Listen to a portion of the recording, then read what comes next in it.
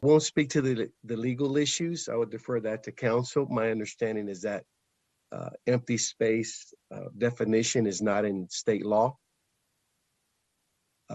But council can clarify that and we can discuss further programmatic needs as the board will wish.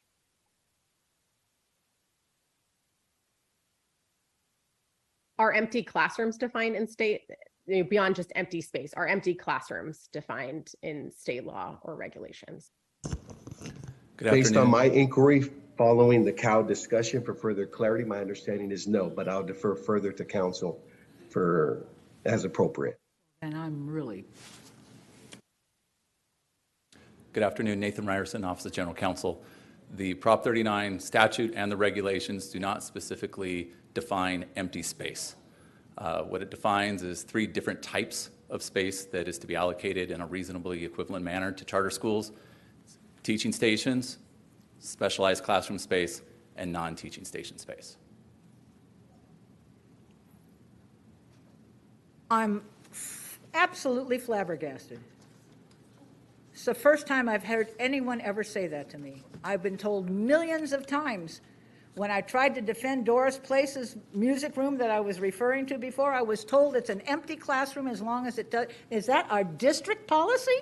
Is that where that came from? Is that district policy? Is that to me, board president? Yes, it is.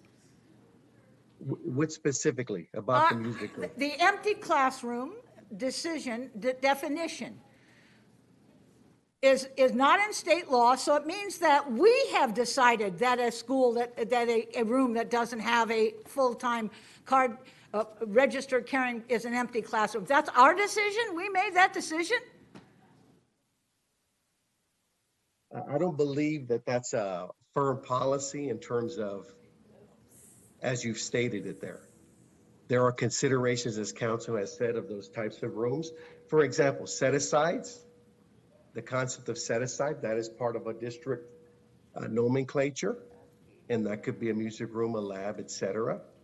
But as we go through every case for the applications, based on the legal parameters, then we assess all of the spaces, including those that are not allocated, meaning there is not instruction. Yes, that is part of the process. So we made the decision to say that the music room at my elementary school is an empty classroom. They were told that. They were told it's an empty classroom because they only have a music teacher. They can only afford it for 3 hours a day.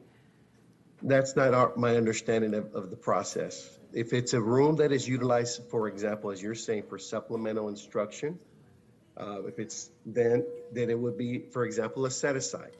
Rooms that are what we would call unallocated, or some may say empty classrooms, are designated as such by the school on the e-car as not having programming in that classroom, any programming.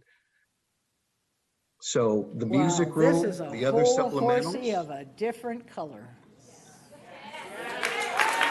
This is a whole horsey of a different color. I don't know any school in my district that has not been told when they were doing the notion of whether they were going to have a charter co-location. I don't know of a single school that was not told that they, by law, could not hold on to some of their classrooms for some of the things they were doing with them because there was no registered carrying teacher. So that must be our policy because they thought it was state law, and so did I. Wow, unbelievable.